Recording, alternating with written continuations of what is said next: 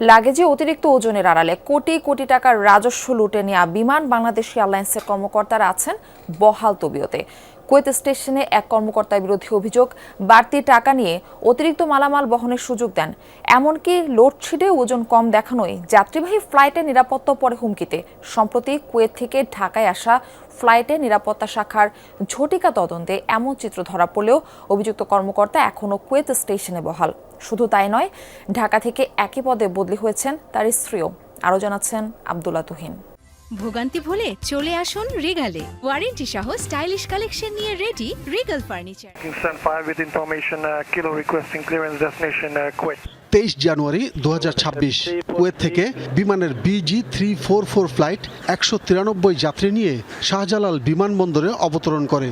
সেই দিন নিরাপত্তা বিভাগ ঝটিকা অভিযানে 14 যাত্রীর লাগেজ পরীক্ষা করে, যার মধ্যে 12 জনই নির্ধারিত ওজনের বেশি মালামাল বহন করছিল।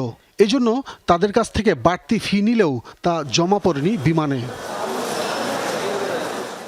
কুয়েত স্টেশন ম্যানেজার হিসেবে দায়িত্ব পালন করছেন মোহাম্মদ শাহজাহান। কুয়েত থেকে ফ্লাইট যখন ঢাকায় আসে তখন ব্যাগেজ সেকশনে ইনচার্জ হিসেবে থাকেন শাহজাহানের স্ত্রী গ্রাউন্ড সার্ভিস বিভাগের শামীমা পারভিন।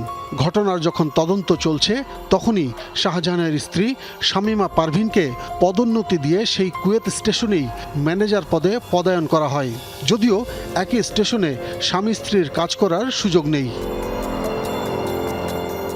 অভিযোগ তদন্তের সময় একই স্টেশনে স্ত্রীর পদায়নকে রহস্যজনক বলছেন বিশেষজ্ঞরা।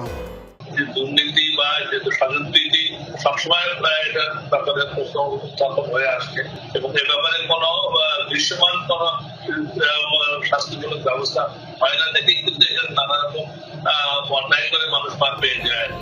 গত 23 ফেব্রুয়ারি গঠন করা কমিটির তদন্ত এখনও চলছে জানালেন বিমানের মুখপাত্র বশরা ইসলাম। তবে একই স্টেশনে অভিযুক্তের স্ত্রীর পদায়নকে স্বাভাবিক বলে মনে করছেন তিনি।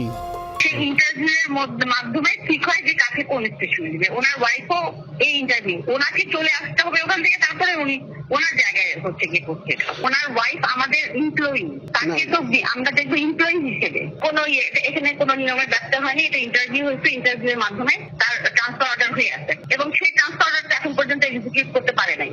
সরিষায় ভূত থাকলে তো আপনার কোন সরিষা দিয়ে ভূত সরাবেন, সেই জন্য এই ব্যাপারেও আমরা একটা অনুসন্ধান চালাবো। যদি এর মধ্যে কোনো অনিয়ম হয়ে থাকে তাহলে কার জন্য হলো সেটাও আমরা দেখব এবং দেখে এর পদক্ষেপগুলি গ্রহণ করব।